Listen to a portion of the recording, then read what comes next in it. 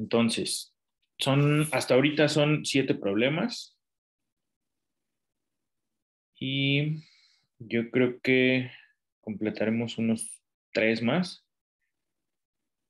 Vamos a dejarlo en 10. Y bueno, vamos viéndolos poco a poquito.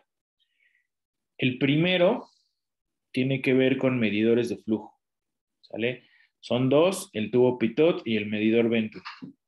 Esos, les digo, son dispositivos que se instalan en un tubo, en una tubería, y son para medir velocidades de flujo.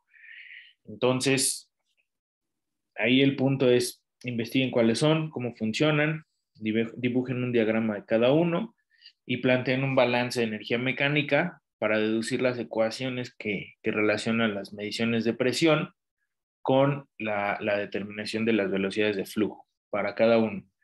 ¿Sale? Ese es más pues de investigación por parte de ustedes. Recuerden que todo esto va a ser en equipo. Entonces, pues ahí les toca esa parte. El segundo, ese lo hemos estado discutiendo un poquito antes de salir de vacaciones, otro poquito ayer, y es con sus propias palabras definir qué es el número de Reynolds, qué significa el número de Reynolds, qué significa que tenga valores bajos, que tenga valores altos, para qué nos sirve, qué información se puede obtener de él. Todo va a ser con sus propias palabras. ¿Sale? El tercero dice es una bomba de 1 kilowatt con 100% de eficiencia en el motor. Esto genera un flujo de 1.6 litros por segundo, desde un punto 1 hasta un punto 2, que está a 80 metros de distancia, o sea, recorre una longitud de 80 metros y sube hasta 32 metros. Hay un cambio en la altura de 32 metros. Y luego, a la misma...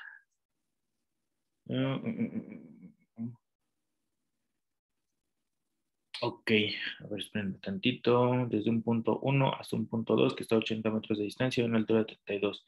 Sí, y una segunda bomba que genera el mismo flujo, también hacia un punto que está a 80 metros de distancia, este es un punto 3. También se recorre una longitud de 80 metros, pero este no tiene cambio en la altura.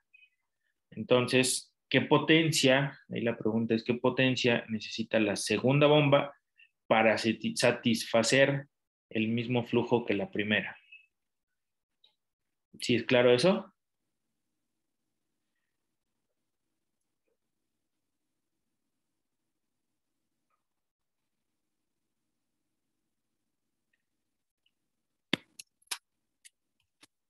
Ok. El cuarto, se bombea ácido sulfúrico al 75%. Esto tiene una densidad de 1.650 kilogramos por metro cúbico, una viscosidad de 8.6 por 10 a la menos 3 kilogramos sobre metro segundo. Esto tiene un flujo de 3 kilogramos por segundo, desde un tanque abierto hasta otro que está a 600 metros de longitud equivalente. Esto es a través de un tubo de 50 milímetros de diámetro interno, con una rugosidad de 0.046 milímetros. Luego dice, la salida del primer tanque está debajo de su superficie y la entrada del segundo está a 2 metros debajo de su superficie y 13 metros arriba de la superficie del primer tanque. ¿Sale? Ahí lo primero que tienen que hacer es un diagrama para tener claro cómo está el acomodo de los tanques, las alturas y demás. ¿Sale? El primer inciso es qué potencia se necesita para generar el flujo necesario, el flujo que se indica. Luego, ¿cuál debe ser la potencia nominal? Es decir, la que muestra el fabricante, si su eficiencia es del 50%. Hasta ahí, algún punto Que no quede claro.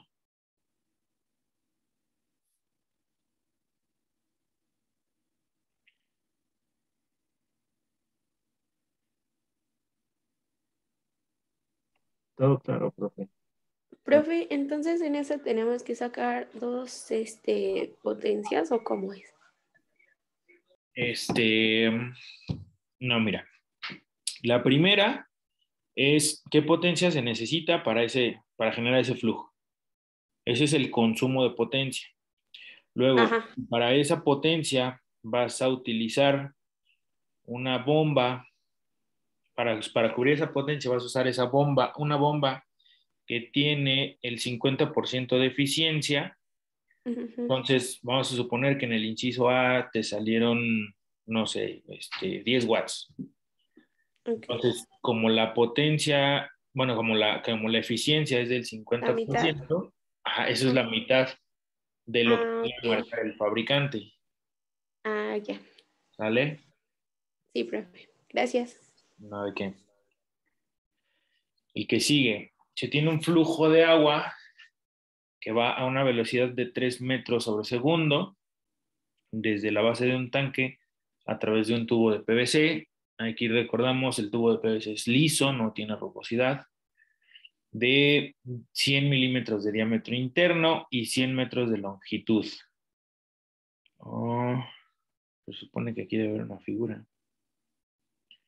Ok, la figura, la figura que tendría este problema es el que tenemos en la presentación.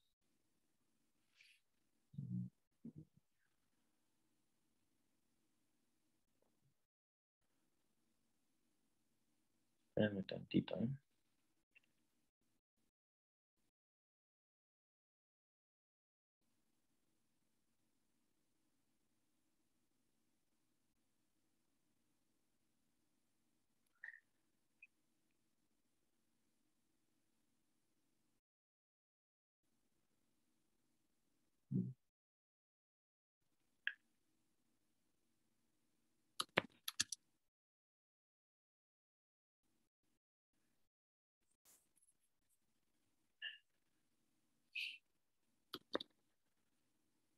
Esta sería la figura.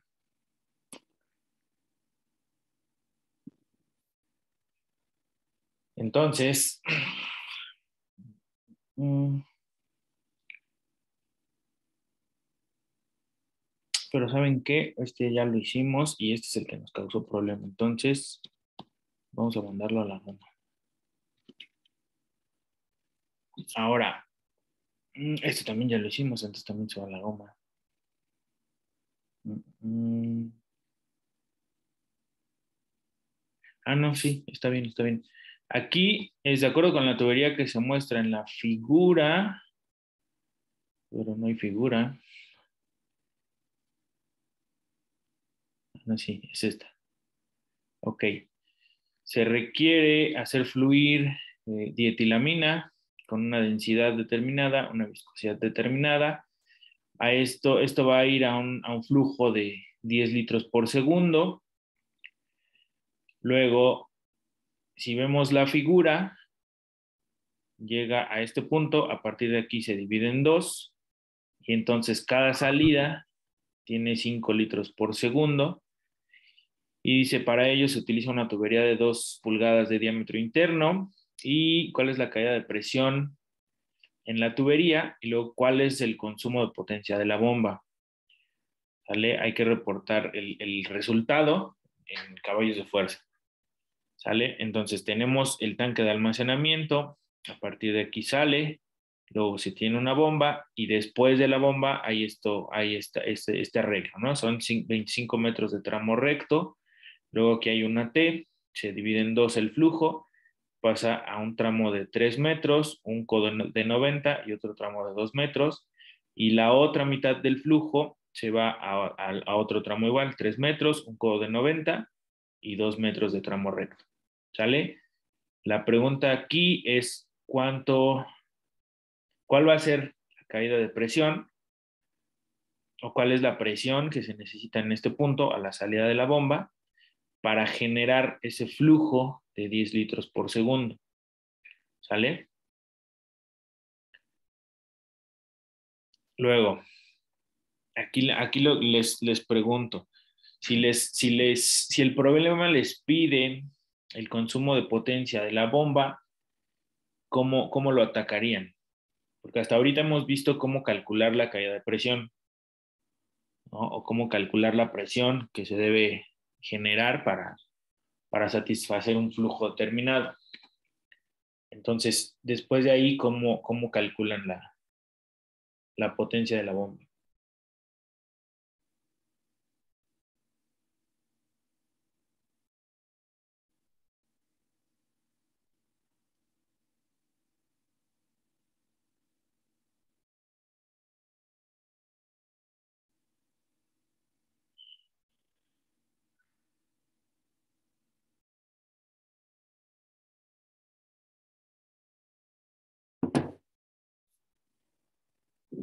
¿Nadie?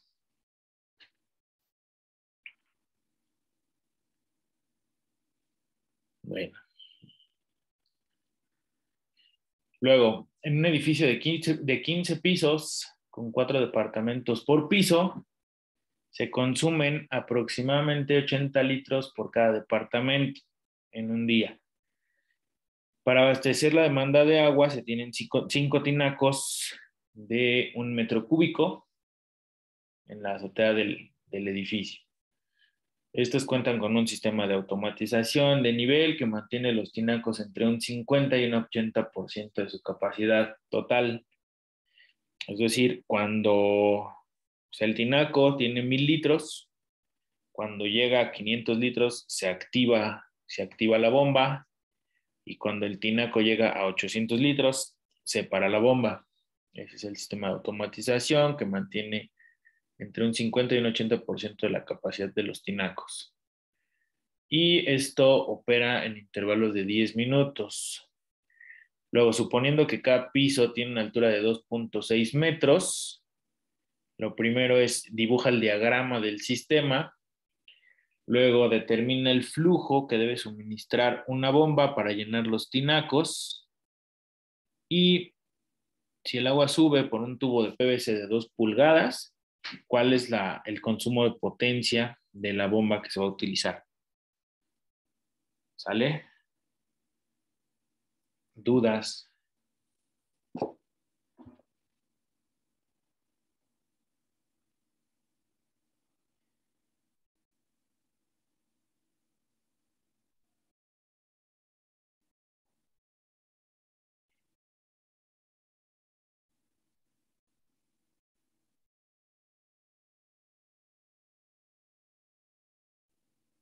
¿Tienen dudas?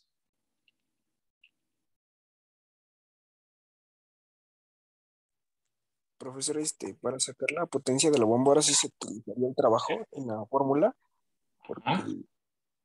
ahora sí también ocuparíamos lo que es un cambio de velocidad, porque el diámetro también varía, ¿no? Entonces, también se ocuparía eso. ¿Dónde cambiaría?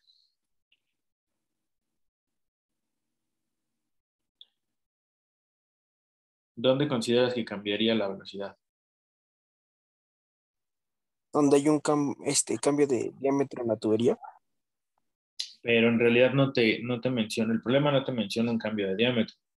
Si es eso, te tendría que dar los 2 o los 3 diámetros, o sea, todos los diámetros que estén involucrados te los tendría que dar el problema.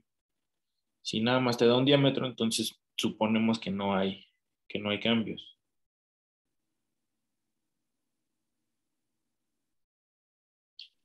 Entonces también se desprecia, pero en este caso, cuando te pide potencia de bomba, sí se ocuparía el trabajo. Ajá, pero ¿cómo le haríamos ahí?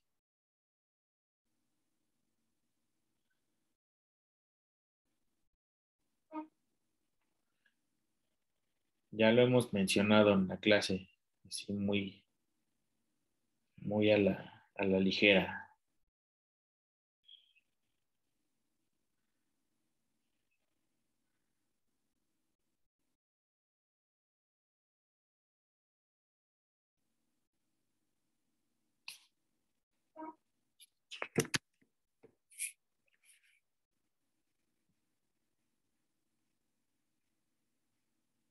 a 10.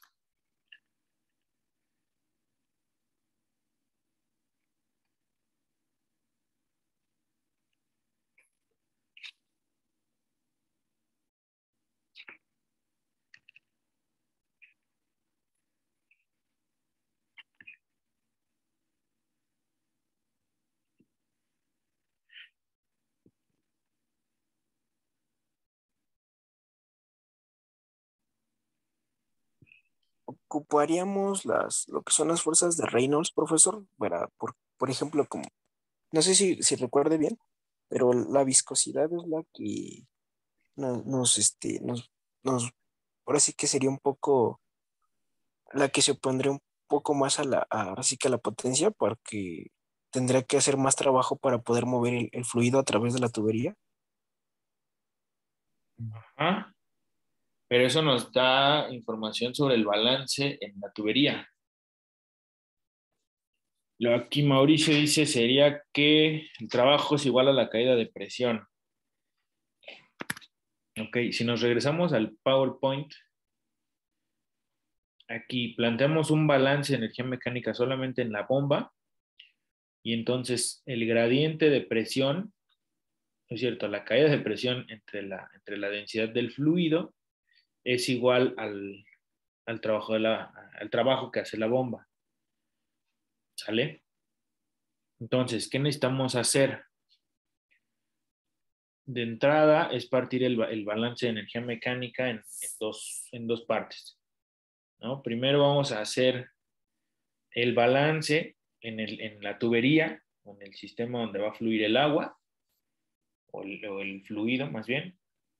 A partir de este balance, aquí vamos a hacer lo mismo que hemos estado haciendo en los problemas, ¿sale? Calcular número de Reynolds, ver el factor de rugosidad, de ahí determinar cuánto vale el factor de fricción, calcular la sumatoria de fuerzas y con eso obtenemos la presión que se debe generar, ¿sale? O la caída de presión. Luego, en un segundo balance, solamente en la bomba, tenemos que esa caída de presión que ya calculamos, como ya sabemos, esa caída de presión entre la densidad del fluido va a ser igual al consumo de potencia de la bomba. Va a ser el trabajo que va a realizar la bomba. ¿Sale? Esto nos va a dar unidades de energía. Energía por cada kilogramo de fluido que vayamos a mover. Aquí está. Si planteamos el balance, ese balance nos puede dar en unidades de longitud, que sería la presión de una columna hidrostática. Esto se podría transformar en kilopascales o cosas por el estilo y llevarlo a unidades de presión. O lo podemos tener como consumo de energía por cada kilogramo de fluido que se va a mover. ¿Sale? Entonces, si en el problema nos dice, por ejemplo, por aquí había uno, el del ácido sulfúrico. Este nos dice que se están moviendo 3 kilogramos por segundo. Entonces, si hacemos el balance de energía mecánica y calculamos la caída de presión entre la densidad, eso nos va a dar los joules por cada kilogramo de ácido sulfúrico que se mueven. Y luego eso que se mueve va a 3 kilogramos por segundo. Entonces, lo que obtengamos de este balance se multiplica por 3 kilogramos sobre segundo y ese producto nos va a dar los joules sobre segundo y esos son watts, son los watts que va a consumir la bomba. ¿Sale? Entonces, sí, como decía Mauricio, sí, Mauricio, entonces hacemos que bueno, planteamos que el trabajo es igual a la caída de presión, es igual a esta caída de presión entre la densidad, y luego eso lo tenemos que multiplicar por el flujo que nos indica el problema, y con eso tenemos ya el consumo de potencia de la bomba. ¿Sale? Y luego si nos dice Creo que aquí no hay ninguno, pero... Ah, no, sí, aquí. Por ejemplo, no es cierto. Por ejemplo, en el caso en que decía que la bomba tenía un 50, aquí está, que tiene un 50% de potencia nominal, de eficiencia, perdón. Entonces, el consumo de potencia que calculamos a partir de los balances de energía mecánica se tendría que dividir entre la eficiencia, por ejemplo, en este caso sería entre 0,5 y con eso podríamos calcular la potencia nominal de la bomba, si es que nos lo pide el problema. Si no, simplemente se queda en los watts que vamos a consumir o en los caballos de fuerza, si es que nos lo pide así, pues así como en el 5, los watts que vamos a calcular los convertimos a caballos de fuerza y con eso tendríamos ya la solución del problema. ¿Sale?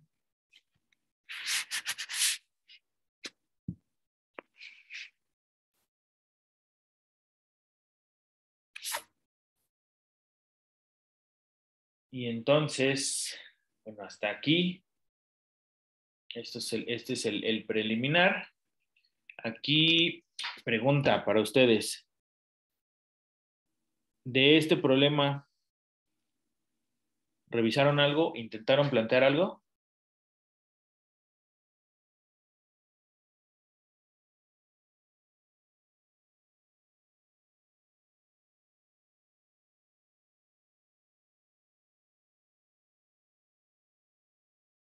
Ese fue un no.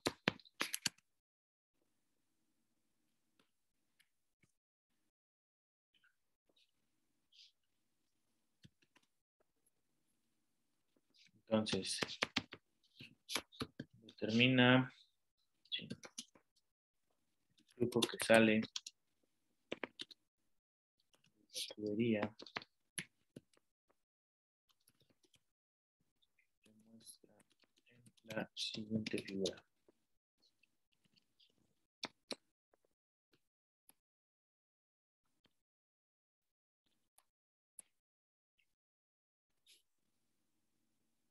¿Sale?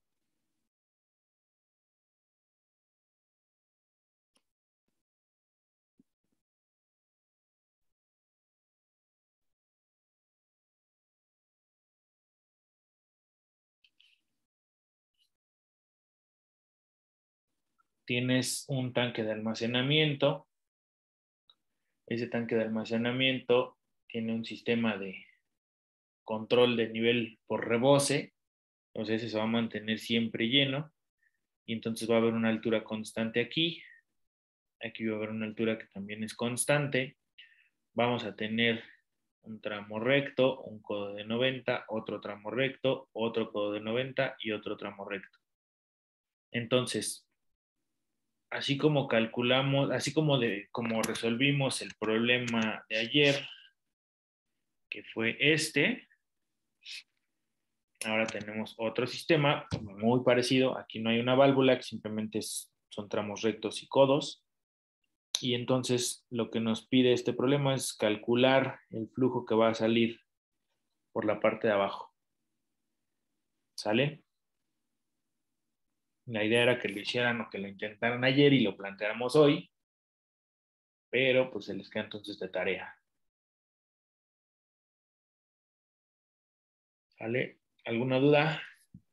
Profesor, yo tengo una duda. Ajá.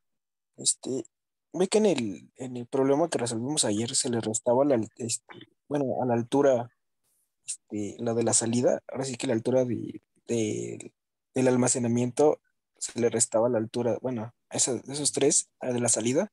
Ajá. ¿En este problema igual se restaría o en este problema no? Pues aquí no tendrías nada que restarle porque no te está indicando cuál es la altura de la salida hasta dónde va a caer el fluido. Simplemente te marca las alturas de las tuberías y del tanque de almacenamiento. Ok, muchas gracias, profesor. ¿Sí? ¿Algo más?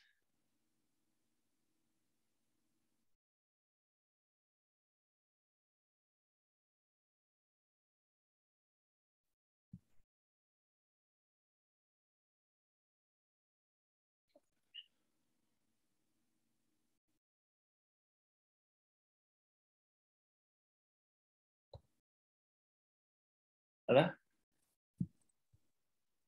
Entonces, en ese problema tendremos que primero tomarlo ahora sí que la sumatoria del tramo recto, ¿no? Ya tomando los accesorios, así como ya lo hicimos en la tabla. La sumatoria de los tramos rectos más la longitud equivalente de los codos. Sí, ¿Vale? Ajá.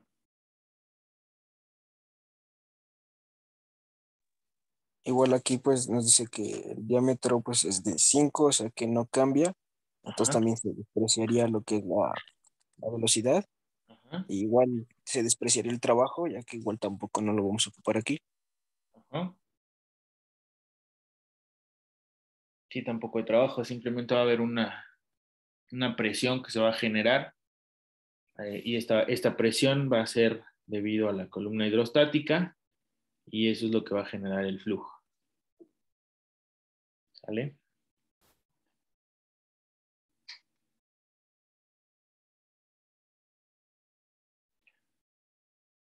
¿Algo más?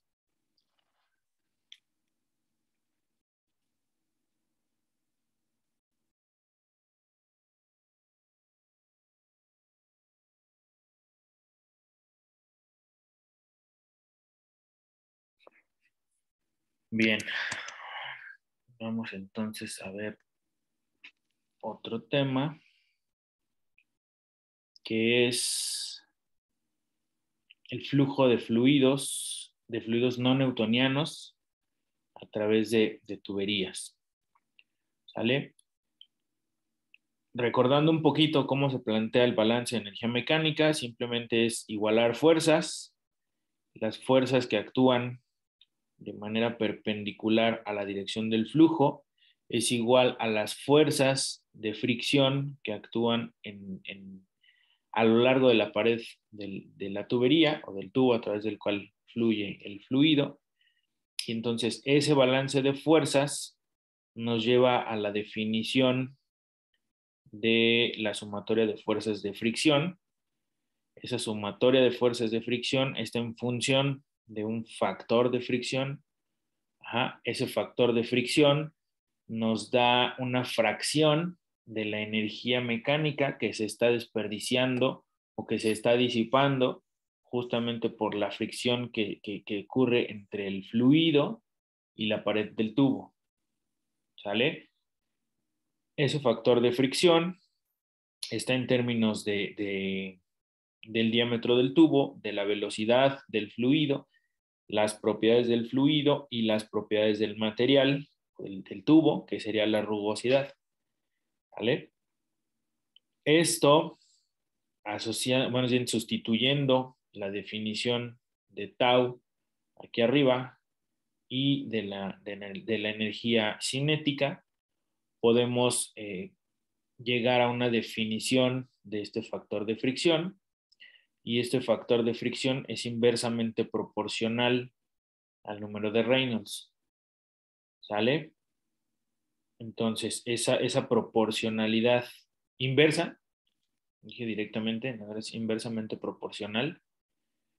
Entonces, esa proporcionalidad inversa nos lleva a que el factor de fricción se podría evaluar como una constante entre el número de Reynolds evaluado a un exponente n, y entonces eso nos lleva a este diagrama de Moody, donde decimos en un régimen laminar, el factor de fricción es igual a 16 entre el número de Reynolds, aquí la n es igual a 1, y entonces simplemente es una tendencia lineal y se calcula así directamente como 16 entre el número de Reynolds en un régimen laminar.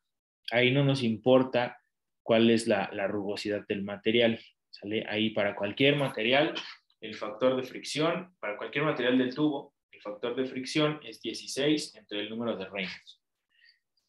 Luego, cuando pasamos al régimen turbulento, aquí el exponente n empieza a disminuir hasta llegar a 0, y ese 0 entonces sería simplemente 16 entre algo elevado a la 0, que prácticamente sería 1, eso multiplicado por una constante, y esa constante depende de la rugosidad relativa.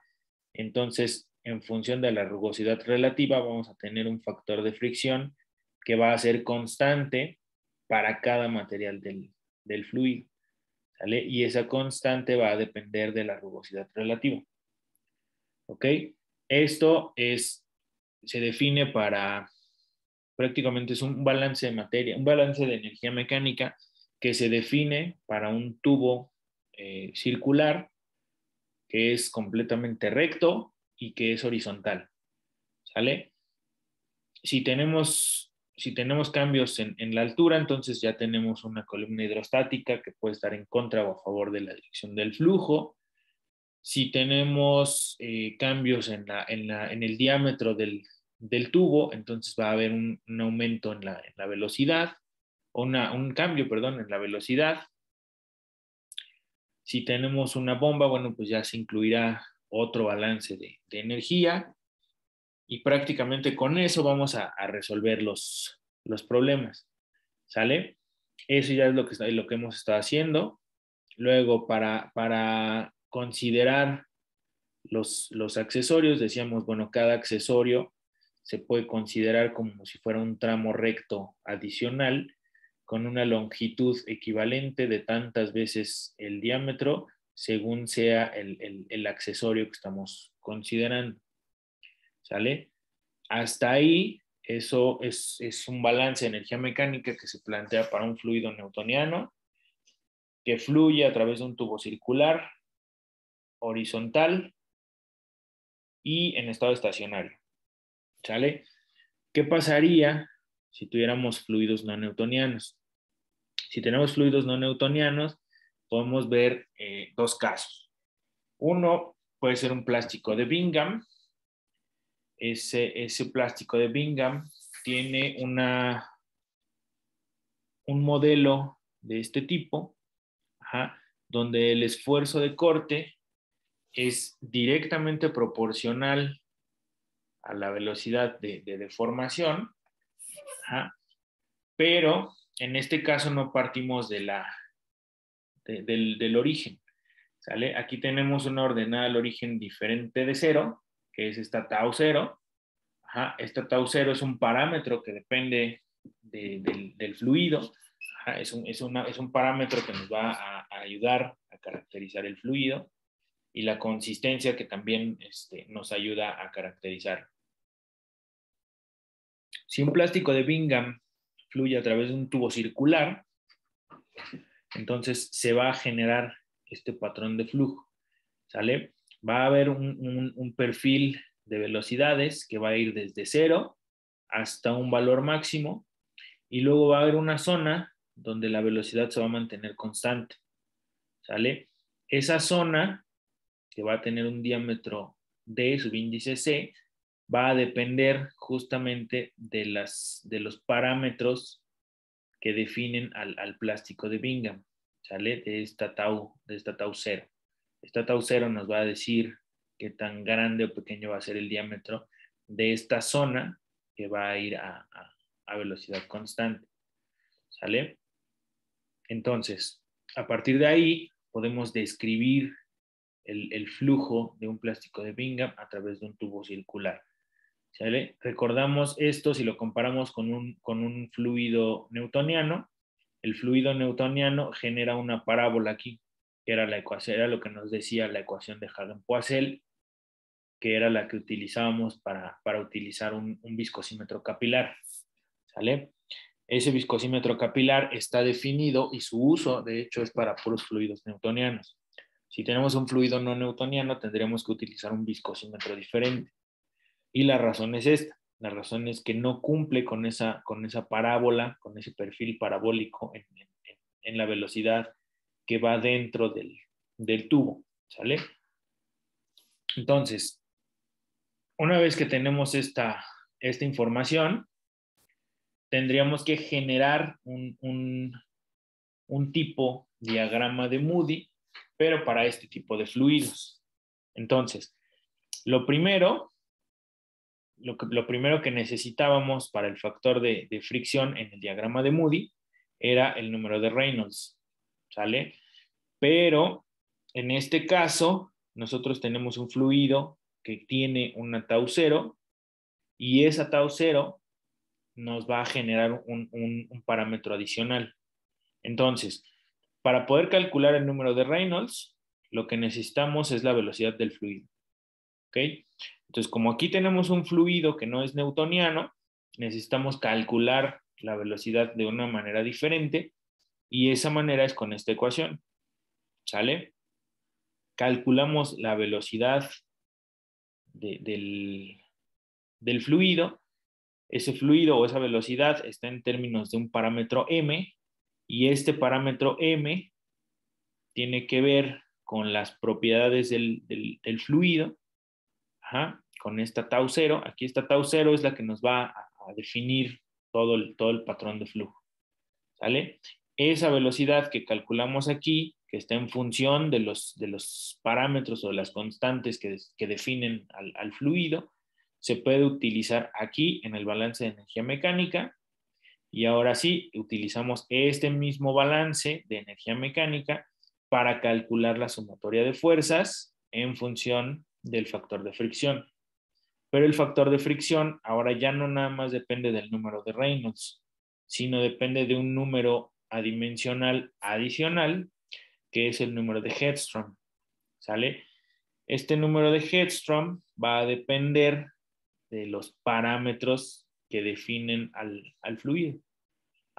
Y entonces con estos dos números adimensionales, nosotros nos podemos ir a un diagrama parecido al diagrama de Moody, que nos va a decir de qué tamaño es el factor de fricción. Y luego ya que tenemos el factor de fricción, lo sustituimos en la definición de la sumatoria de fuerzas y con eso podemos calcular justamente la caída de presión.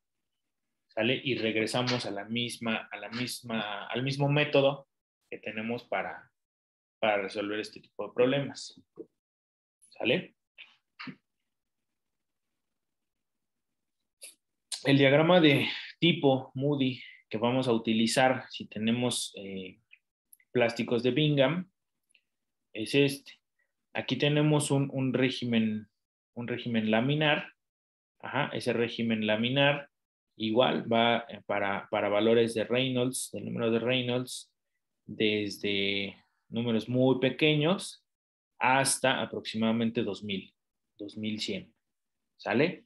Hasta aquí tenemos una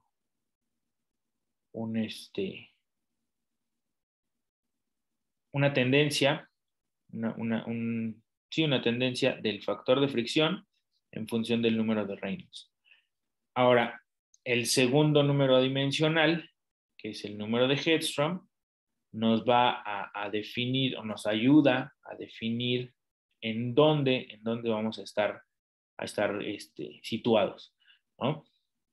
Lo que vamos a hacer para este tipo de diagrama es, así como lo hacíamos en el diagrama de Moody, calculamos primero un número de Reynolds, luego ese número de Reynolds lo ubicamos en el diagrama, vamos a suponer que es 3000.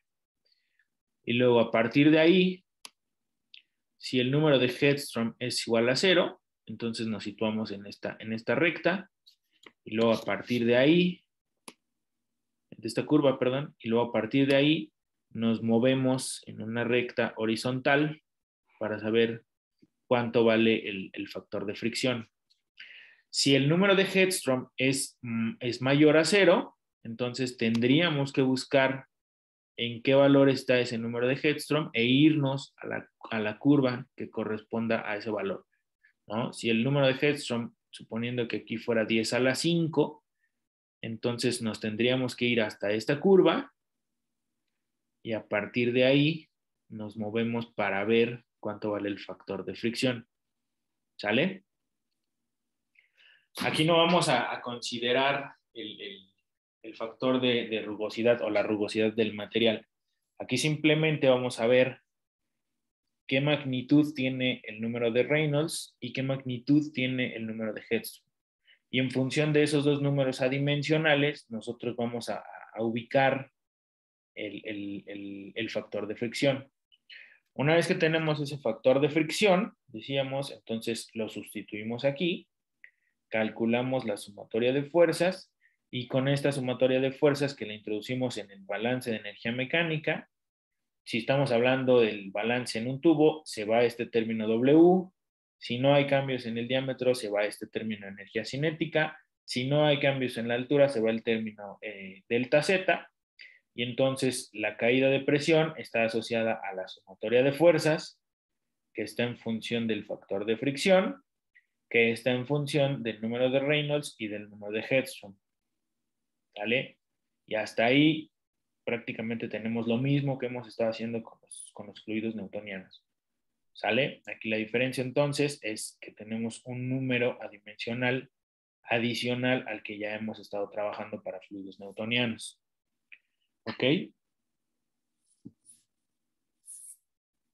¿Sí queda claro?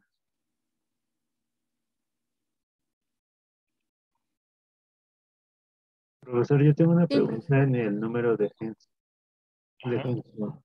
Ajá. ¿Ese número nos los va a dar los problemas o cómo lo tenemos que identificar? Es que Sí. esa parte me perdí.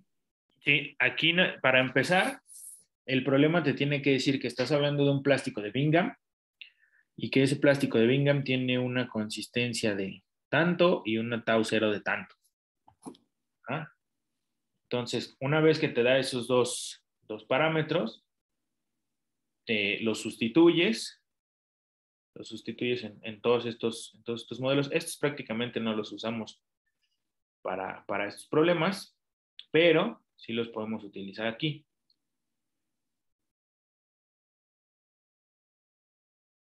¿Vale? Ok, profesor, muchas gracias. Sale, ¿no de qué? ¿Algo más?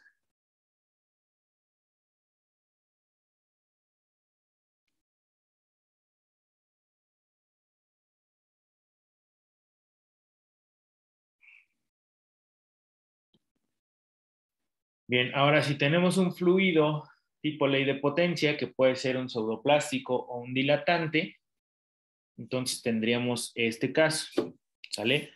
El caso en el que, bueno, los fluidos de ley de potencia se ajustan a este modelo, que es similar al fluido de Newton, pero generalizado, elevando el gradiente de velocidad a un exponente n, ¿sale? Si este exponente n es igual a 1, entonces tenemos a un fluido newtoniano que genera ese perfil de velocidades parabólico. Si tenemos un fluido dilatante, que es el que tiene una n mayor a 1, entonces tendríamos este perfil de velocidades, ¿no? Así como un pico. Y si tenemos un fluido pseudoplástico, generaríamos un perfil de este tipo, que es algo parecido al plástico de Bingham, ¿no? Entonces tenemos aquí un pseudoplástico que también no cumple con ese perfil parabólico.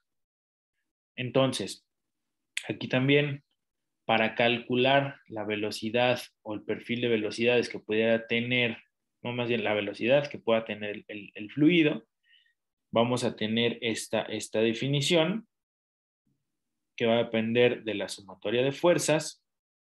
Vamos a tener una longitud, pero ahora vamos a tener consistencia y el índice de flujo. ¿Sale?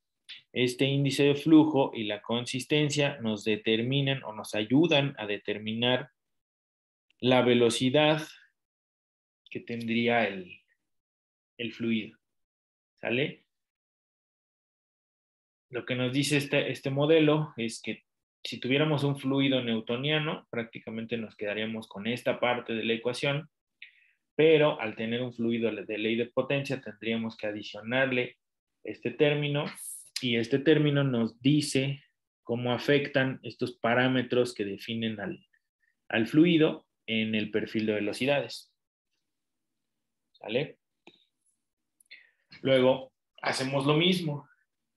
Tenemos que calcular el factor de fricción para poderlo sustituir en la definición de la sumatoria de fuerzas de fricción, y luego esa sumatoria de fuerzas de fricción sustituirla en el balance de energía mecánica para poder calcular esa caída de presión y luego el trabajo que podríamos requerir por parte de la bomba. ¿Vale? Aquí tenemos un factor de fricción que está en función del número de Reynolds generalizado, que ya incluye a los parámetros que definen al fluido, que es la consistencia y el índice de flujo, y probablemente la rugosidad del tubo. ¿Sale? Para eso, ¿qué vamos a hacer? Vamos a tener un diagrama, otra vez, un diagrama similar al diagrama de Moody, y este diagrama va a estar en función de un número de Reynolds generalizado, que en un régimen laminar también es una constante y es una tendencia lineal, y esa tendencia lineal es 16 entre el número de Reynolds generalizado. Y entonces tenemos una curva que describe el flujo de este fluido tipo ley de potencia. Y luego en un régimen turbulento vamos a tener diferentes curvas que van a estar en función del índice de flujo. ¿Sale? Si el índice de flujo fuera 1, es decir, si tuviéramos un fluido newtoniano, entonces ese fluido newtoniano correría por esta curva, y a partir de ahí nosotros generaríamos esta curva en función de la rugosidad del material. Pero como no tenemos un fluido newtoniano, podemos tener un fluido pseudoplástico que caería en las curvas de aquí abajo, o un fluido dilatante que caería en las curvas de aquí arriba. ¿Vale? Y lo mismo, vamos a calcular un número de Reynolds generalizado. Vamos a suponer que está aquí en 10 a la 4. Y luego a partir de 10 a la 4, nosotros vamos a ver para el índice de flujo que tenga el fluido, vamos a suponer que es, no sé, 0.4. Entonces, para el 0.4, la curva es esta.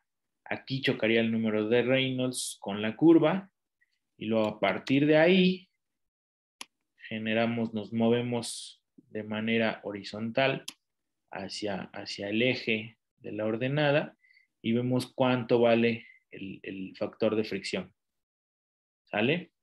Entonces, en este caso, suponiendo que el número de Reynolds generalizado fuera 10,000 y que el índice de flujo fuera de 0.4, tendríamos un factor de fricción de 0.004 aproximadamente, ¿no? Y de esa manera calculamos el factor de fricción. Luego ese factor de fricción lo sustituimos aquí en la sumatoria de fuerzas.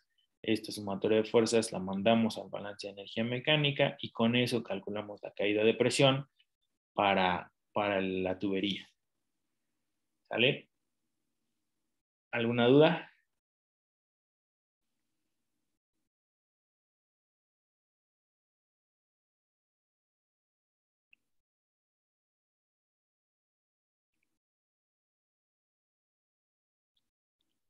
Bien. Entonces, si tuviéramos un sistema también que tiene que ver con el vaciado de un tanque, este tanque contiene a un fluido. Ese fluido, por los parámetros que nos dice el problema nos dice que necesitamos bombear una mantequilla de soya. Ajá.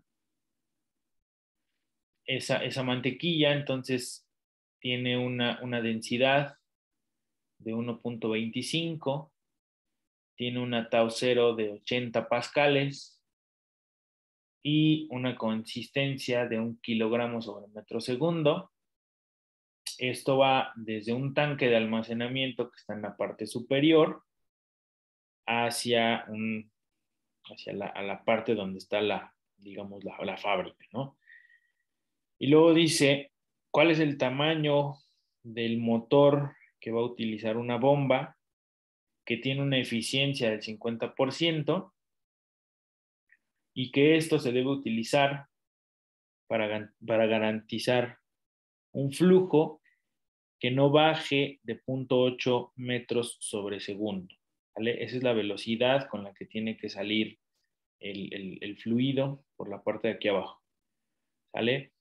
El fluido va a pasar a lo largo de un tubo que tiene 10 centímetros de diámetro, que tiene 12.5 metros de longitud, equivalente. Aquí no nos dice cuántos accesorios tiene, ni si es recto o no. Simplemente nos dice que tiene una longitud equivalente de 12.5 metros y que hay una diferencia de alturas de 8 metros. ¿Sale? Entonces, la columna hidrostática, desde aquí hasta acá abajo, podría generar cierto flujo. Lo que suponemos aquí es que ese flujo asociado a la columna hidrostática no va a ser suficiente para cumplir con este flujo de que va a una velocidad de 0.8 metros sobre segundo. Entonces necesitamos poner una bomba aquí para que le ayude al fluido a moverse, ¿no? Entonces aquí tendríamos que hacer un balance en la parte superior para poder calcular la presión a la entrada de la bomba. Luego, esa presión a la entrada de la bomba se tendría que aumentar por efecto de la bomba y entonces generaremos una presión aquí mayor que generaría un flujo adicional a esta columna hidrostática de 8 metros. Y entonces esa ayuda que le va a dar la bomba es la que va a satisfacer esta velocidad de 0.8 metros sobre segundo. ¿Sale? ¿Alguna duda?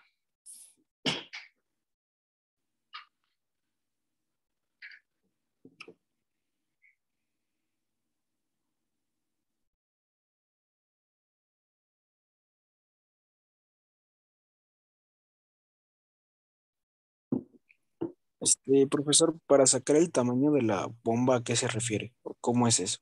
La potencia, digamos, los caballos de fuerza que necesita la bomba. O sea, cuando tú seleccionas una bomba, por ejemplo, la que vas a utilizar para instalar en tu casa, tú llegas a la palería o donde lo vas a comprar y tú pides una bomba de medio caballo, de un caballo, de un cuarto de caballo, dependiendo de las dimensiones o la altura que tiene que subir el agua, ¿no? Entonces, digamos que eso es lo que se le menciona así como el tamaño de la bomba, pero en realidad es la potencia que va a suministrar, ¿no? Normalmente una bomba se pide ya sea en un cuarto de caballo, medio caballo, 3 cuartos de caballo, un caballo, 5 caballos, 10, 50 y no me acuerdo qué más. Pero esos caballos, digamos que son lo que se conoce como los tamaños disponibles de bombas, pero en realidad es la potencia que van a suministrar. ¿Sale? Ok, muchas gracias, profesor. Uh-huh. ¿Algo más? ¿Cómo le harían para resolver este problema? Primero, ¿qué tipo de fluido estamos hablando?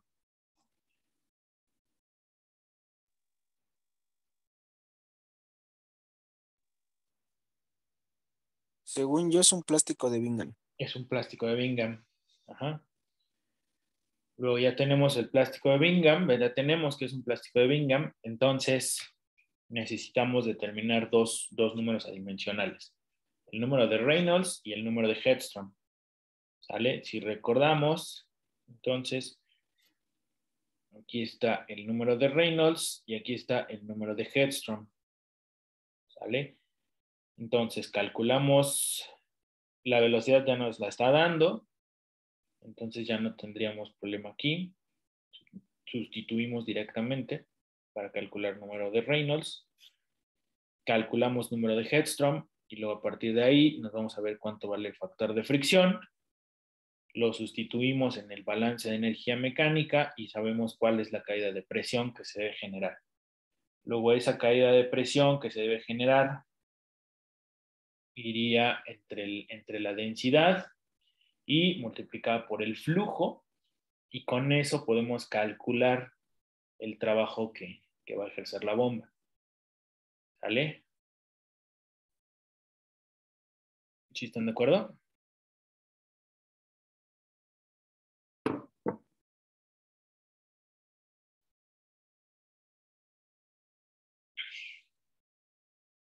¿Podría volver a repetirlo, por favor, profesor? Sí. El problema ya te está dando la velocidad. Te dice cuál es el diámetro y te dice cuáles son las propiedades del fluido. Entonces, puedes calcular directamente el número de Reynolds y luego con los mismos datos que te está dando ya el problema, densidad, consistencia, diámetro y la tau cero, con eso calculas también el número de Hedstrom. Entonces, como decíamos hace rato, evaluamos cuánto vale el número de Reynolds, subimos hasta el valor que se requiera para el número de Hedstrom, y luego a partir de ahí vemos cuánto vale el factor de fricción. Ese factor de fricción se sustituye aquí en la sumatoria de fuerzas, luego la sumatoria de fuerzas se sustituye en el balance de energía mecánica, y con eso calculamos la caída de presión que se debería generar entre la salida de la bomba y la salida de la tubería. ¿Vale?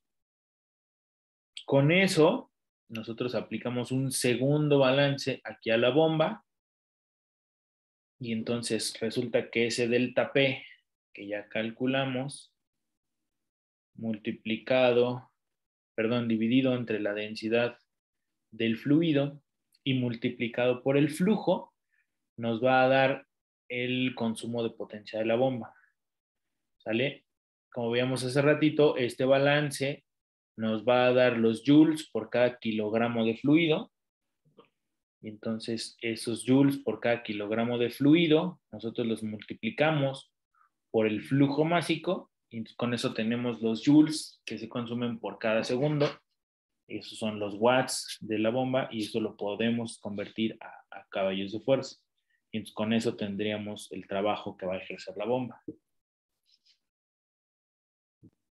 ¿Sale? Sí, profesor, gracias. Bien. ¿Alguna otra duda?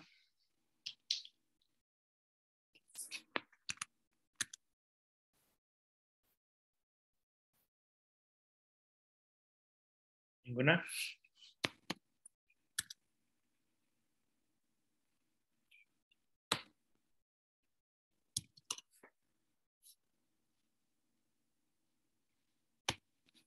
Bien. Entonces, este problema también se va para la serie de problemas. ¿Sale?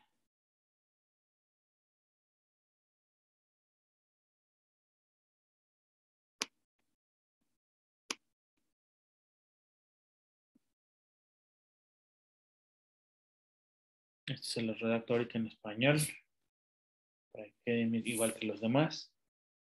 Y hasta ahorita llevamos entonces 8 problemas para resolver. ¿Sale?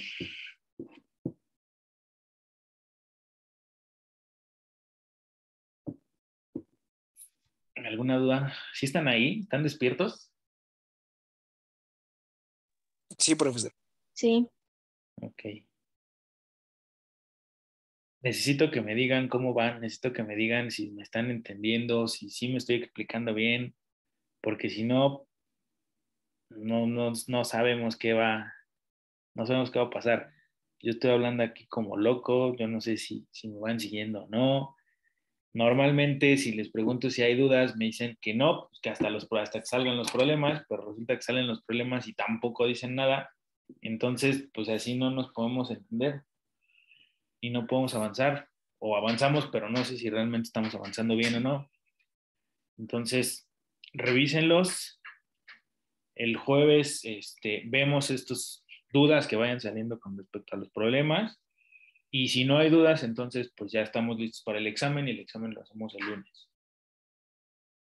Profesor, yo sí tenía duda en el número de Hemsworth, Ajá. pero más bien si podíamos ver un ejemplo el jueves acerca de cómo aplicarlo y verlo en el diagrama. Ok, sería este problema 8. Ok, gracias, profesor. Ajá. Inténtenlo y lo discutimos el jueves. Las clases pasadas ya están en el canal de YouTube.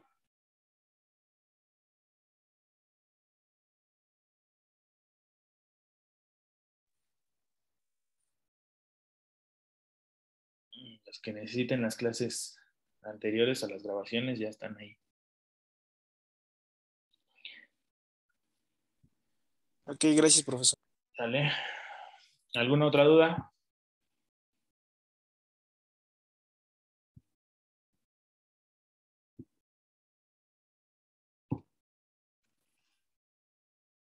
¿Ninguna?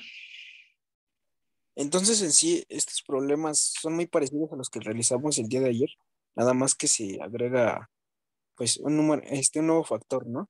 Pero se podría, bueno, casi igual hacerlo. Sí, de hecho es casi lo mismo, a diferencia de los parámetros que van a caracterizar al fluido que se está trabajando. O sea, si, no sé, por ejemplo, en una planta de alimentos, puedes tener una salsa o algo por el estilo, una jalea o algo así, y eso va a tener va a ser un fluido no newtoniano. Entonces, para calcular los tamaños de las bombas o el consumo de potencia por parte de la bomba, para calcular o para diseñar las tuberías ya dentro de una planta, pues vamos a necesitar este tipo de análisis, ¿sale? Normalmente, bueno, en la mayoría de los problemas te dicen, para este sistema con una longitud tal, calcula la caída de presión y luego calcula el tamaño de la bomba, ¿no? Pero hay otros donde dices, bueno, tienes una bomba con una potencia de tanto, entonces eso para qué longitud te va a alcanzar, ¿no? Y entonces tú en una planta vas a diseñar un conjunto de tuberías, una distribución de tuberías. Por ejemplo, de aquí me lo inventé. Es partiendo del mismo problema que habíamos hecho en la clase del gradiente de presión, en un tramo recto donde corría dietilamina. En ese simplemente calculábamos cuánto era el delta P por cada metro de longitud, ¿no? Entonces, ese mismo problema me lo traje para acá y dije, bueno, está en un tanque de almacenamiento, pasa después por una bomba y esta bomba lo avienta hacia esta tubería que después se divide en dos y bla, bla, bla, ¿no?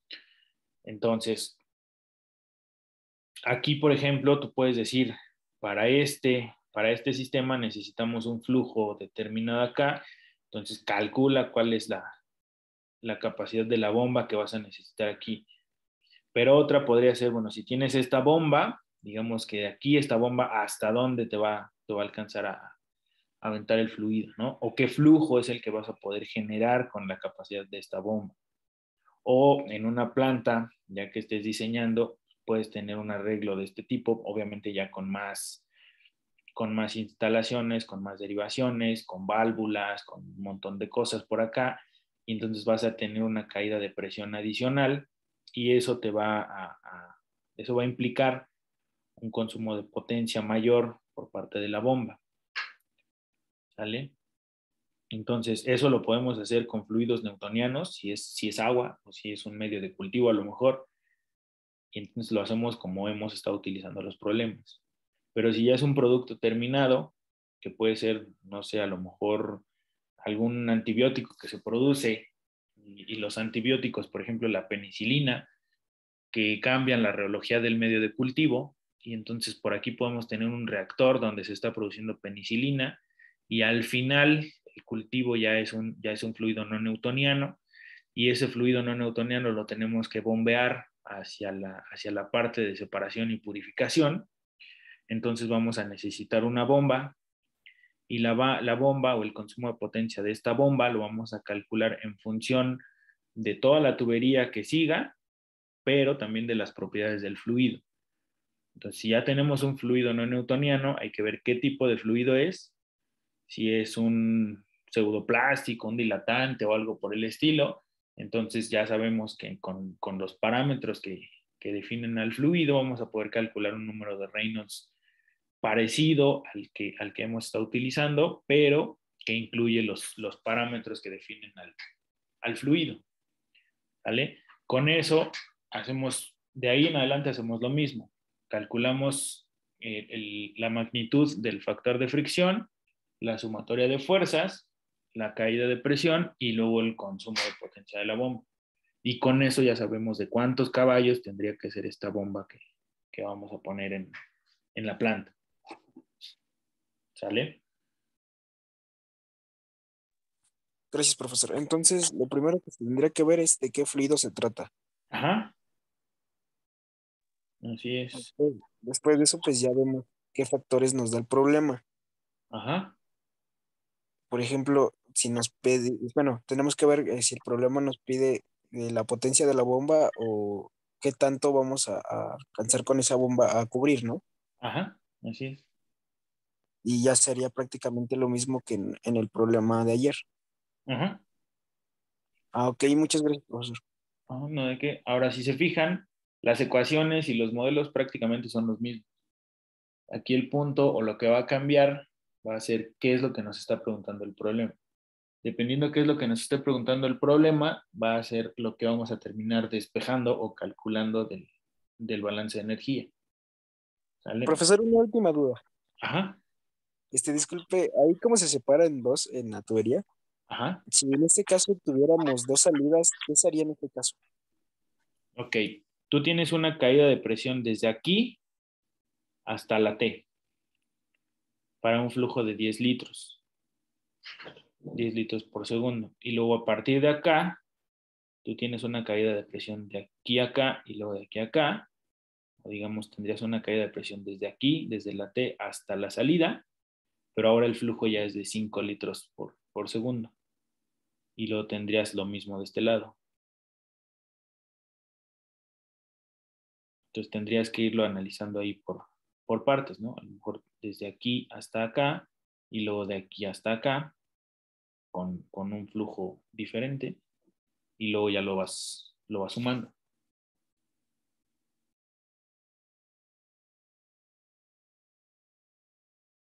¿Sí? Ah, ok, entonces la potencia de la bomba seguiría siendo la misma. O sea, Ah, pero se dividiría, ¿no? Más o menos algo así. sí, aquí nada más dividimos el flujo en dos y entonces digamos que si aquí tenemos un producto terminado, este se va a bombear y luego para bombearse a lo mejor se va a dos dosificadores para llenar, no sé, tambos o botellas o lo que sea, ¿no? Entonces simplemente lo dividimos en dos para llenar dos tambos al mismo tiempo y lo que tenemos que calcular es la caída de presión desde aquí hasta las dos salidas. Entonces lo haces por partes, primero de aquí a la T y luego de la T hasta la salida y esa misma caída de presión que tienes aquí es la que vas a tener aquí abajo. Ah, ok, muchas gracias, profesor. ¿Vale? Nada de qué.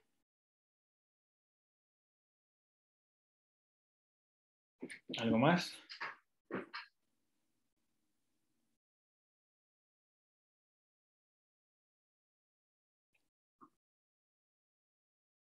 Bien, pues entonces nos vemos el jueves. El jueves seguimos.